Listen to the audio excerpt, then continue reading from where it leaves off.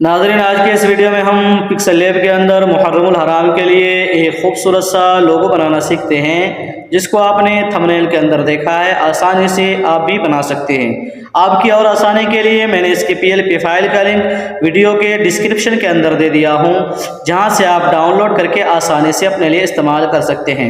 लेकिन ध्यान रहे कि जब आप उसे रार ऐप में ले जाकर ओपन करेंगे तो पासवर्ड पूछेगा, तो वो पासवर्ड मैं इस वीडियो के अंदर 2 स्टेप में यानी 2 बार में आधा आधा करके बताने वाला हूं। तो आपको पूरी वीडियो ध्यान से देखनी है और वो पासवर्ड लेकर आप उस PLP फाइल को ओपन करके अपने लिए इस्तेमाल कर सकते हैं। तो चलिए मैं यहाँ से कर लेता हूँ पिक्सल लैब को ओपन करने के बाद फिलहाल के लिए इस टेक्स्ट को हमें यहाँ से कर देना है डिलीट, और इसका बैकग्राउंड का मैं कोई कलर कर लेता हूँ एक बार के लिए, ताकि सारी चीज़ें अच्छी तरह से दिख जाए।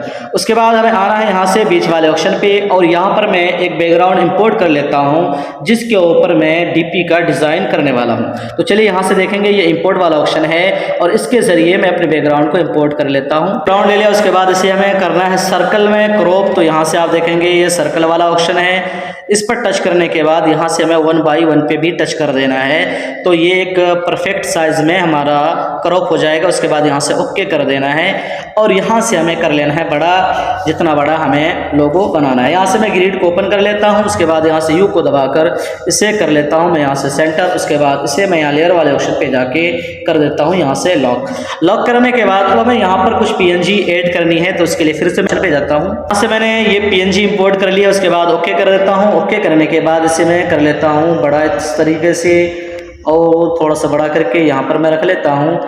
लेकिन हमें इसकी और सेटिंग ये करनी है कि हमें जाना है यहाँ से इरेजर वाले ऑप्शन पे। यहाँ पर आप देखें इरेजर वाला ऑप्शन है। उसके बाद यहाँ से हमें इसको बड़ा करके इसको भी फुल करके हमें कुछ इस तरीके से यहाँ पर थोड़ा सा इरेज कर लेना है, ताकि ये जो बैकग्राउंड से बाहर चीज़ें जाती है वो यहाँ से कट जाए। तो मैं यहाँ से कर लेता हूँ इरेज, और यहाँ पर मैं इसको थोड़ा सा छोटा करके इसके साइज़ को, और यहाँ से मैं हैंडल ले लेता हूँ, और यहाँ पर मैं कुछ इस तरीके से इरेज कर लेता हूँ, और यहाँ पर थोड़ा सा गोल की तरह बना देता हूँ ताकि हमारे बैकग्राउंड में अच्छे से मैच हो जाए। उसके बाद ओके कर दे। ओके करने के बाद इसे मैं यहाँ पर रख लेता हूँ कुछ इस तरीके से।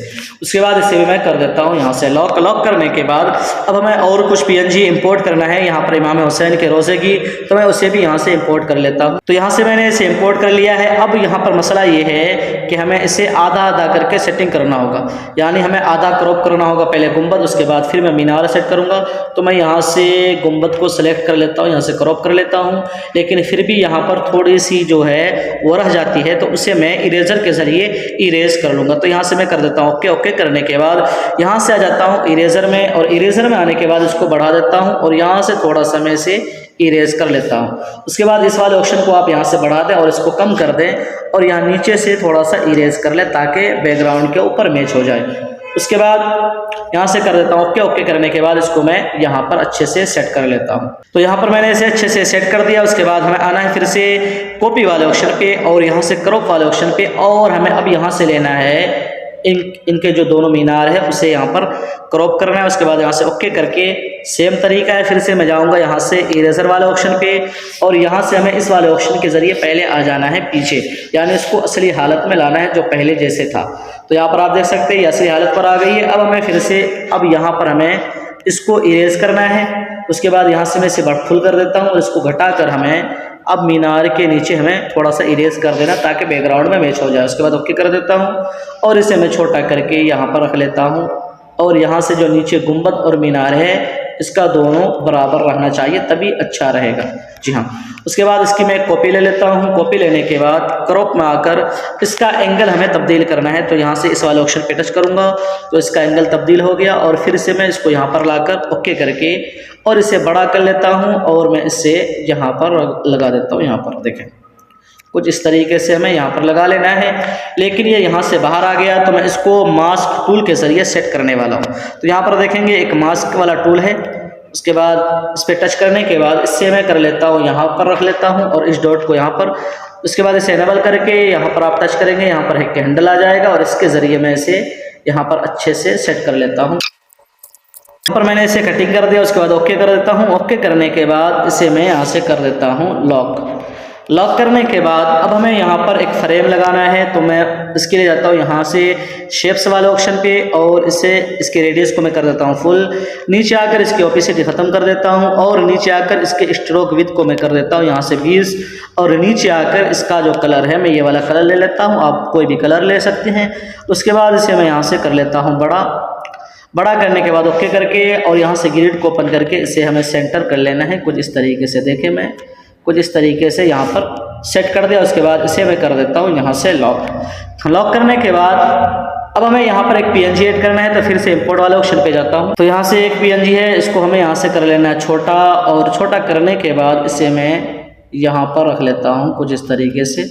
जी हाँ, यहाँ पर रख लिया है और यहाँ पर रखने के बाद इसे भी मैं कर देता हूँ लॉक करने के बाद अब मैं यहाँ पर जो नाम वगैरह लिखना है तो वो लिख लेता हूँ। तो मेरे पास वो लिखा हुआ है PNG में, मैं उसे इंपोर्ट कर लेता हूँ। यहाँ से इंपोर्ट कर लिया है 10 मुहर्रमुल हराम यौम शहादत। तो इसका कलर जो हमें कर देना है यहाँ से रेड। उसके बाद इसमें दे देता हूँ मैं स्ट्रोक, और स्ट्रोक का जो कलर वाइट ही, और इसको मैं कर देता हूँ यहाँ से 6। स्ट्रोक का कलर हमें वाइट रखना है, तो मैंने वाइट कर दिया है और यहाँ से छोटा करके मैं इसे यहाँ पर रख लेता हूँ। उसके बाद फिर से यहाँ पर एक PNG और इंपोर्ट कर लेता हूँ। तो मैंने ये वाली PNG ले ली है। उसके बाद इसका जो कलर है हमें कलर में आकर कर देना है वाइट यानी सफ़ेद और ओके कर दिया। उसके बाद यहाँ से स्ट्रोक में आकर इसका स्ट्रोक का कलर हमें करना है रेड यानी लाल और इसे बढ़ा देना है यहाँ से 9 कर दिया हूँ, ओके कर दिया। ओके करने के बाद यहाँ से छोटा करके मैं इसे यहाँ पर रख लेता हूँ कुछ इस तरीके से। जी हाँ, यहाँ पर रख लिया। उसके बाद इसे मैं कर देता हूँ लॉक करने के बाद अब यहाँ पर आप चाहें आपके पसंद हो तो आप यहाँ पर अपनी इमेज वगैरह भी लगा सकते हैं, और नहीं तो यहाँ पर आप कुछ भी और लगा सकते हैं। तो मैं चलिए यहाँ पर एक इमेज लगा कर मैं आपको दिखा देता हूँ। तो यहाँ से मैं इंपोर्ट वाले ऑप्शन, तो यहाँ से मैंने एक अपने दोस्त की इमेज को ले लिया। उसके बाद ओके करने के बाद यहाँ से इसको थोड़ा सा बड़ा कर लेता हूँ और बड़ा करने के बाद इसे हमें सेटिंग करना है। तो फिर से हमें मास्क टूल का इस्तेमाल करना होगा क्योंकि ये बाहर आ गया है। तो इसको हमें कटिंग करने के लिए ये मास्क टूल वाला ऑप्शन है। उसके बाद यहाँ से मैं इसे इस वाले डॉट को मैं यहाँ पर रख लेता हूँ और इसको यहाँ पर रख लेता हूँ और इसे इनेबल करके और इसके हैंडल के ज़रिए मैं इसको अच्छे से यहाँ पर सेट कर लेता हूँ कुछ इस तरीके से।